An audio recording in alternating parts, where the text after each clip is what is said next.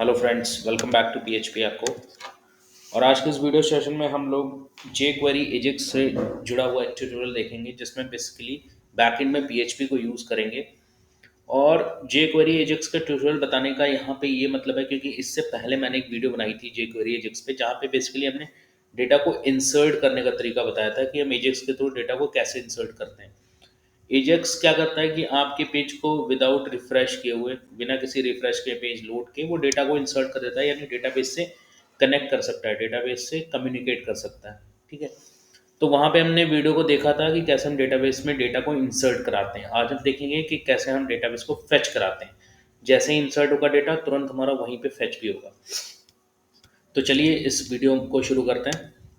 तो यहाँ पे देखिए, मैं यहाँ पे लोकल होस्ट को एक्सेस कर लेता हूँ क्योंकि जो एजेक्स हमारा वो सर्वर के थ्रू ही चलेगा। उसमें पीएचपी भी हम लोगों ने ऐड कर रखी, तो मैं सर्वर की रिक्वायरमेंट होगी, तो यहाँ पे मैं वैम्प सर्वर यूज़ कर रहा हूँ। ठीक है। ओके। तो यहाँ पे हमारा लोकल होस्ट का पेज ओपन हो चुका है। अब यहाँ पे मैं एक सेकंड में अपना नेट ऑन कर लेता हूँ क्योंकि jQuery Ajax का मैंने CDN यूज़ करा है या jQuery Ajax की लाइब्रेरी से मुझे कांटेक्ट करना है, तो उसके लिए मुझे नेट की ज़रूरत होगी। ठीक है। तो चलिए शुरू करते हैं। सबसे पहले लोकल होस्ट मैंने खोल लिया और यहाँ पे मेरा एक फोल्डर है jQuery नाम का, इस पर मैं क्लिक करता हूँ।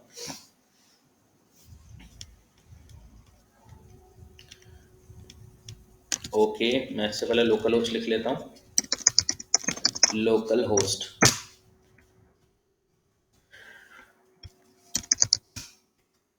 ओके। तो यहाँ पे देख रहे हैं आप, सिंपल हमारा एक फॉर्म आ रहा है। मैं इसको थोड़ा सा बड़ा करता हूँ। यहाँ पे हमारा फॉर्म आ रहा है, ठीक है, जिसमें में कोई भी डेटा आप यहाँ पे राइट करेंगे, उसके बाद आप सबमिट करेंगे तो वो आपका डेटाबेस में सेव हो जाएगा। ठीक है। चलिए मैं एक बार डेटाबेस भी ओपन कर लेता हूँ ताकि जो भी डेटा हमारे इंसर्ट हो वो मैं आपको दिखा पाऊँ, क्योंकि हमने अभी फेचिंग की क्वेरी नहीं पढ़ी है, तो अभी हम डेटाबेस में ही देखेंगे कि हमारा डेटा इंसर्ट हो रहा है या नहीं हो रहा है। तो देखिए मैंने डेटाबेस ओपन कर लिया है। यहाँ पे रिकॉर्ड नाम का हमारे पास डेटाबेस है, इसमें इन्फो नाम की टेबल है। ठीक है। और इसमें ये देखिए हमारे इतने सारे नेम इंसर्ट हैं। तो अभी मैं इसको क्या कर देता हूँ, इन सारे नेम्स को मैं अभी के लिए डिलीट कर देता हूँ, सारे डेटा को क्लियर कर देता हूँ, यहाँ पे ब्राउज करता हूँ। तो यहाँ पे फ्रेंड्स मैंने रिकॉर्ड नाम का डेटाबेस बनाया है जिसमें इन्फो नाम की टेबल है, और इस टेबल का स्ट्रक्चर अगर हम लोग देखें तो इसमें दो ही चीज़ें मैंने ली है, नेम और आईडी। ठीक है। अभी ब्राउज करते हैं तो आप देख रहे हैं यहाँ पे कुछ भी डेटा नहीं आ रहा। चलिए अब हम क्या करते हैं, यहाँ पे इसको रिफ्रेश करते हैं और यहाँ पे कुछ लिखते हैं। सपोज मैंने यहाँ पे लिखा जावा स्क्रिप्ट। ठीक है। अब इसके बाद मैं सबमिट करता हूँ।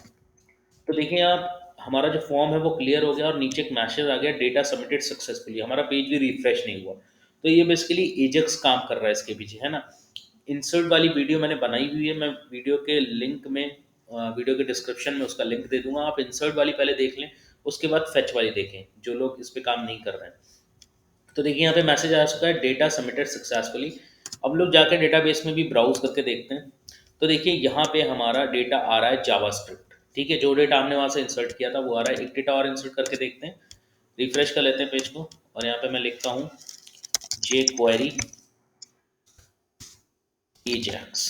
ठीक है, इसको सबमिट किया, मैसेज आ गया डेटा सबमिटेड सक्सेसफुली। यहाँ पे किया, मैंने ब्राउज करा और यहाँ पे आप देख रहे हो दूसरा भी मेरा डेटा आ चुका है, जे क्वेरी एजेक्स। ठीक है फ्रेंड्स। तो आप देख रहे हो कि डेटा जो हमारा है वो हमारा इंसर्ट तो हो रहा है, बस इस डेटा को हम लोग यहाँ डेटाबेस में देख रहे हैं। तो इसको यहाँ पे ना देख के इसके लिए हम अगर पेज पे देख पाए तो ज़्यादा अच्छा है। जैसे ही हम यहाँ पे सबमिट करें, तुरंत हमारा डेटा जो भी सबमिट हो वो यहाँ पे हमारा एक्चुअली आ जाए, है ना। तो चलिए हम इसके लिए कोडिंग शुरू करते हैं। तो सबसे पहले मैं अपना फोल्डर खोल लेता हूँ और यहाँ पे हम लोग सी में जाएंगे। सी में यहाँ पे वैम्प में www में, और यहाँ पे jQuery नाम का फोल्डर है। ठीक है। यहाँ पे दो अभी फाइल्स पड़ी हुई हैं, एक देखिए इंडेक्स की फाइल है, मैं इसको ओपन कर लेता हूँ, ये देखिए, और दूसरी हमारी है इंसर्ट की फाइल। तो देखिए इंसर्ट में क्या होता है, बेसिकली jQuery एजेक्स के थ्रू अगर हम इंसर्ट करते हैं तो फॉर्म वगैरह हम वैसे ही बनाते हैं जैसे पीएचपी में यूज़ करते हैं। नेम की जगह हम आईडी यूज़ कर लेते हैं, फॉर्म की एक आईडी यूज़ कर लेते हैं, और उसके बाद हम लोग एजेक्स का इतना सारा कोड इंसर्ट के लिए पढ़ते हैं। तो इस वीडियो में मैं इंसर्ट का आपको नहीं बताऊंगा क्योंकि वीडियो ऑलरेडी मैंने बना रखी है, तो आप वहाँ पे जाके देख लें, मैं डिस्क्रिप्शन में लिंक दे दूंगा। अभी हम लोग क्या करते हैं, देखिए जब हम लोग इंसर्ट कर रहे हैं डेटा तो हमारे पास ये मैसेज आ रहा है ना, डेटा सबमिटेड सक्सेसफुली, ये मैसेज आ रहा है। ठीक है। अब हम क्या करेंगे, हम पर्टिकुलर डेटा को फेच करेंगे। ठीक है। तो देखिए फ्रेंड्स, फेचिंग के लिए मैं यहाँ पे डुअल कोट्स लगा देता हूँ और यहाँ पे लिख देता हूँ फेचिंग, फेचिंग कोड, ठीक है। और यहाँ पे मैं लगा देता हूँ एंडिंग कोड, मतलब इसके बीच में अपना कोड लिखेंगे ताकि आपको पता लगता रहे कि बेसिकली हम लोग कर क्या रहे हैं। तो देखिए सबसे पहले आप चीज़ एक जान लीजिए कि ये वाली जो लाइन है ना, पहली वाली dollar document dot ready function, ये बेसिकली लाइन लिखना जरूरी है और इसी के अंदर ही आपको सारी कोडिंग करनी है, चाहे आप फॉर्म सबमिट करें चाहे आप फॉर्म को फेच करें, ठीक है। मैंने इस वीडियो में बताया भी है कि यहाँ पे जे क्वेरी से हम ये कहते हैं कि हमारा जो डॉक्यूमेंट है वो काम करने के लिए रेडी है, ठीक है। प्लस एक चीज़ आप और ध्यान रखें, यहाँ पे देखिए जे क्वेरी का मैंने सीडीएन लगाया हुआ है ना, ऑनलाइन एक लिंक लगाया हुआ है क्योंकि उसकी लाइब्रेरी के फंक्शन मुझे यूज़ करने हैं।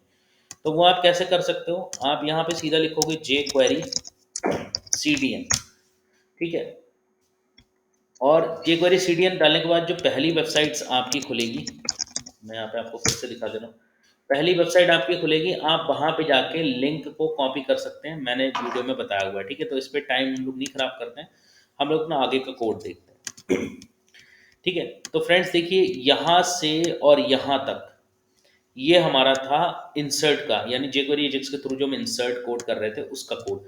अब ये वाली जो लाइन है, इस वाली लाइन का जो ब्रैकेट्स बंद हो रहा है वो यहाँ पे बंद हो रहा है, ठीक है। तो हम यहाँ पे कोडिंग कर रहे हैं क्योंकि यहाँ तक हमारा इंसर्ट का चल रहा है, अब यहाँ से हम फेचिंग करेंगे। तो देखिए फेचिंग के लिए हम लोग क्या करेंगे, फेचिंग के लिए सबसे पहले तो हमें एक फंक्शन बनाना पड़ेगा क्योंकि jQuery Ajax totally function based काम करती है। तो यहाँ पे मैं फंक्शन बनाता हूँ गेट डेटा नाम का, ठीक है। ये देखिए मैंने फंक्शन क्रिएट कर लिया। अगर आपको नहीं पता फंक्शन क्या होते हैं तो जावास्क्रिप्ट में बहुत सारी वीडियोस पड़ी हैं, जहाँ पे जाके आप देख सकते हो फंक्शन क्या है। वहाँ पे बहुत सारे प्रोग्राम्स भी हैं, छोटे छोटे कोड्स भी किए हुए हैं, वहाँ पे जाके आप आराम से पढ़ सकते हो, ठीक है। तो फंक्शन गेट डेटा नाम का मैंने एक फंक्शन बनाया, ठीक है। अब इसके अंदर मैं एजेक्स की कोडिंग लिखूंगा, तो यहाँ पे मैं लिखूंगा डॉलर डॉट एजेक्स, ठीक। ये एजेक्स मेथड में यूज कर रहा हूँ, इसके अंदर करली ब्रेसेस, और करली ब्रेसेस के अंदर अब मैं बाकी अपनी कोडिंग लिखूंगा। तो सबसे पहले हम जहां से डेटा लाना चाहते हैं पहले हम उस पेज का नेम देंगे। तो देखिए यहाँ पे मैं पहला पैरामीटर यूज कर रहा हूँ URL, कोलन लगाया मैंने, डुअल कोट्स लगाया और यहाँ पे मैं लिख देता हूँ फेच डेटा डॉट php। मतलब मुझे फेच डेटा डॉट php नाम से एक पेज बनाना पड़ेगा जहां पे मैं सिलेक्ट की क्वेरी चलाऊंगा क्योंकि डेटाबेस से मुझे डेटा उठाना है और एजेक्स इस वाले पेज से कनेक्ट करेगा और डेटा आपको दिखाएगा, ठीक है। बहुत सिंपल है, वेरी सिंपल। यहाँ पे आप कॉमा लगाएंगे, उसके बाद आप लिखेंगे यहाँ पे टाइप, टाइप के बाद डुअल कोट्स, टाइप में आप पोस्ट यूज करेंगे, तो यहाँ पे मैं पोस्ट लिख देता हूँ, ठीक है। कॉमा लगाया, उसके बाद आपको और कुछ नहीं यूज करना, आप सीधे लिखेंगे सक्सेस फंक्शन। ये सारी चीजें मैंने इंसर्ट वाली वीडियो में बहुत ही डिटेल में समझाई हुई है, आप वो वाली वीडियो जरूर देखें। सक्सेस के बाद मैंने यहाँ पे कोलन लगाया और यहाँ पे मैं लिखता हूँ फंक्शन।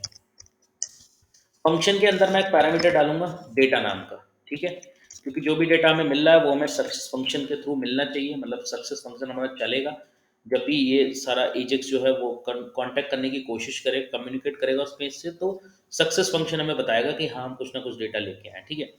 अब देखिए जो भी डेटा वो लेके आएगा, ठीक है, उसी डेटा को हमें क्या कराना है, फेच कराना है। तो देखिए यहाँ पे जब हम फेच कराएंगे तो फेच हम ऐसे तो करा नहीं सकते, जैसे हमने एक आईडी बनाई हुई है मैसेज नाम की, किस लिए, आप देखिए यहाँ पे लिखा है div id मैसेज, ठीक है।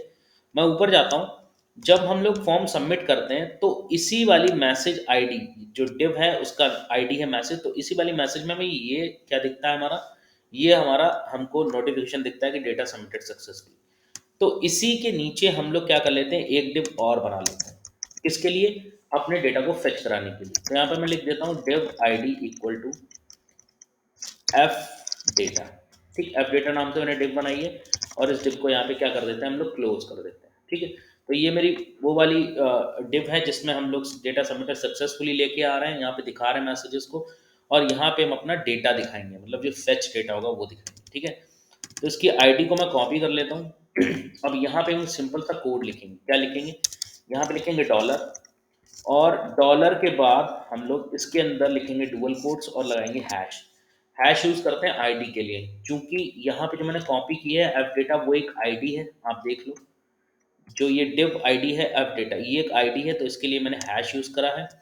और यहाँ पे हम लिखेंगे फिर से डॉट HTML, और HTML के अंदर हम कोई मैसेज नहीं डालेंगे बल्कि यही वाला पैरामीटर डालेंगे जो कि हमारा डेटा को लेके आएगा। देखिए इसमें jQuery फंक्शन में एनोनिमस फंक्शन यूज होते हैं जो बिना नेम के यूज होते हैं।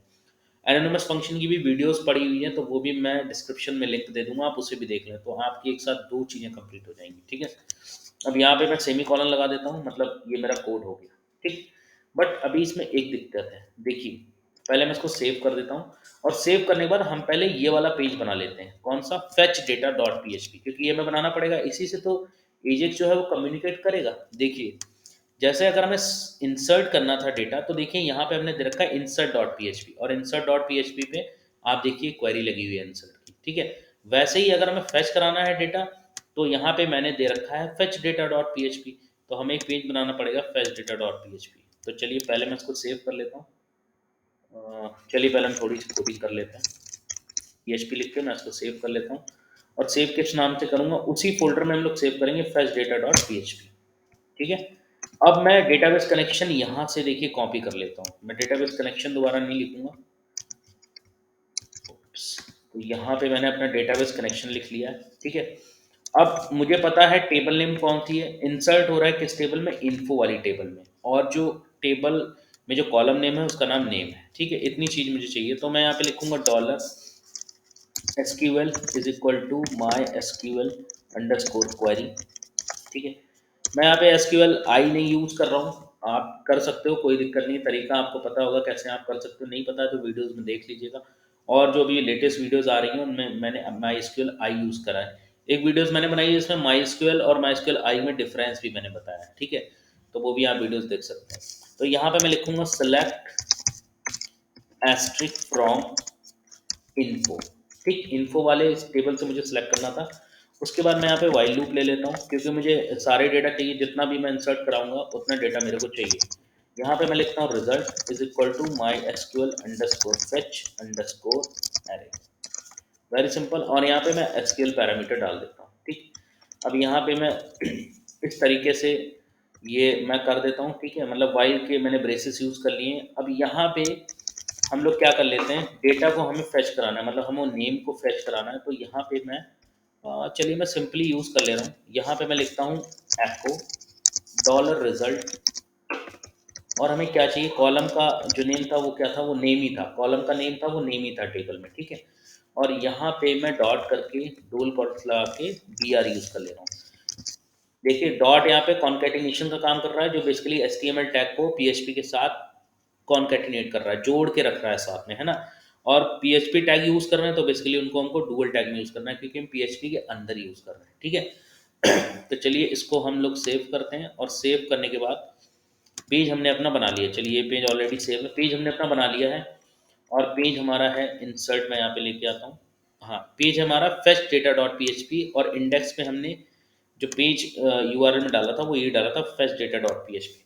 तो अब देखते हैं कि हमारा डेटा आता है या नहीं आता है। अगर नहीं आता है डेटा, ठीक है, तो इसमें कुछ ना कुछ एक थोड़ी सी प्रॉब्लम है, या आप कह सकते हो मैंने एक चीज़ मिस की हुई है, वो इसीलिए मिस की हुई है ताकि मैं आपको बता सकूं। तो पहले हम लोग एक बार रिफ्रेश कर लेते हैं। तो देखिए यहाँ पे मैं अभी देख लेता हूँ। देखो डेटाबेस में अभी दो डेटा पड़ा हुआ है, जावास्क्रिप्ट और jQuery एजेक्स। ठीक है, यहाँ पे मैं रिफ्रेश करता हूँ, तो देखिए रिफ्रेश करने के बाद भी एजेक्स जो है वो काम नहीं कर रही है, मतलब हमारा डेटा नहीं आ रहा है।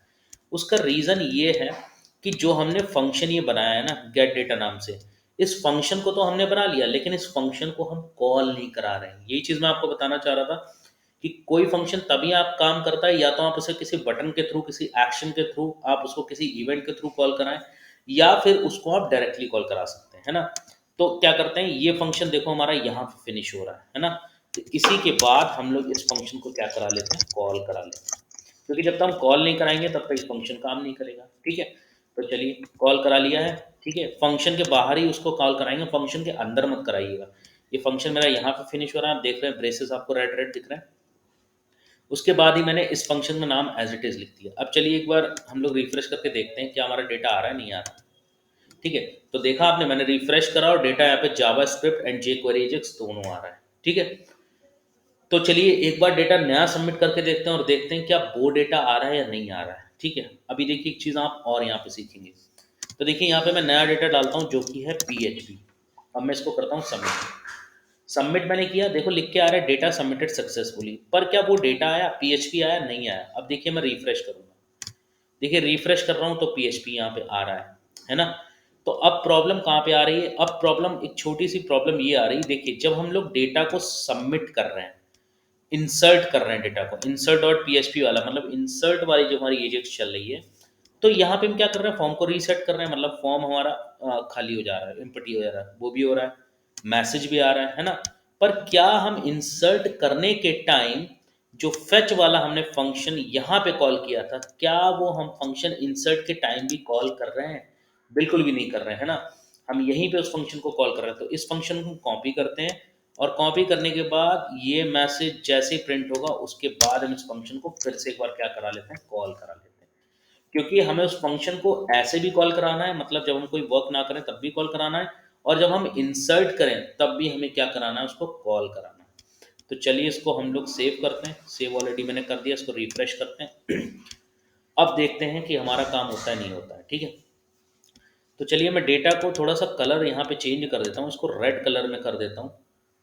एको के बाद हम लोग पी टैग दे देते हैं, और पी बेसिकली हमारा HTML का टैग है, तो उसको हम डुअल कोट्स में देंगे, प्लस रिजल्ट के साथ इसको कॉन्केटिनेट करेंगे, और अंदर वाला जो स्टाइल है इसको हम लिखेंगे सिंगल कलर में। आप लोग कलर ऐड करना चाहें तो कर लें, नहीं ऐड करना चाहते तो कोई दिक्कत नहीं, मैं इसलिए ऐड कर रहा हूँ क्योंकि मैं आपको डिफरेंसेस दिखा सकूँ, है ना। तो मैंने ये जो नेम आएंगे इनको मैंने रेड कलर में दे दिया है। चलो एक बार रिफ्रेश करते हैं, देखिए सारे रेड कलर में आ रहे हैं, ठीक है। और एक BR भी यूज़ हो रहा है, तो जाहिर सी बात है अच्छे से आपको दिख रहे होंगे। या मैं ये BR हटा देता हूँ क्योंकि पैराग्राफ से ऑलरेडी वो एक एक स्पेस ले ले रहे हैं, है ना। हाँ इतना सही है।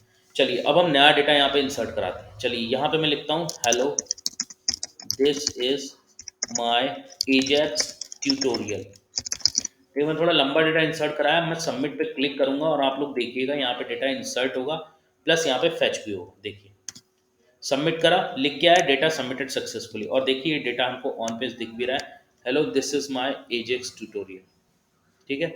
तो इस तरीके से एजेक्स क्या करती है, पीएचपी के साथ कम्युनिकेट करती है, और डेटा को इंसर्ट और फैचिंग के टाइम सर्वर के थ्रू बिना पेज को रिफ्रेश किए हुए आपके डेटा को इंसर्ट करती है और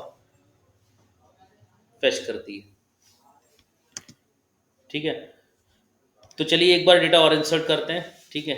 मैं यहाँ पे लिख देता हूँ पाइथन, पाइथन के भी ट्यूटोरियल आपके आ रहे हैं, ठीक है। इसको सबमिट करते हैं। सबमिट करने पे आप देख रहे हो data submitted successfully, message as it is आ रहा है। आप एनिमेशन से और भी कोई यूज़ कर सकते हो इसको हटाने के लिए, और यहाँ पे देखिए पाइथन आपका जो है वो फेच भी हो रहा है। तो इस तरीके से आप एजेक्स के साथ काम कर सकते हो, पीएचपी को यूज़ करके बड़ी ईजिली तरीके से एज ए एप्लीकेशन इसको बना सकते हो, पेज को बिल्कुल एप्लीकेशन का लुक दे सकते हो, और ये काम भी बड़ी फास्टली करती है, ठीक है फ्रेंड्स। तो इस वीडियो में इतना ही। यहाँ पे आप पीएचपी के थ्रू और एजेक्स के थ्रू डेटा को फेच करना सीख रहे हो। इंसर्ट वाली वीडियो का डिस्क्रिप्शन में लिंक दे दूंगा, एनोनिमस फंक्शन का मैं लिंक दे दूंगा। मिलते हैं नेक्स्ट वीडियो में। वीडियो अच्छी लगी हो वीडियो को लाइक करें, चैनल को सब्सक्राइब करें, और बने रहें पीएचपी के साथ। Thank you so much for watching.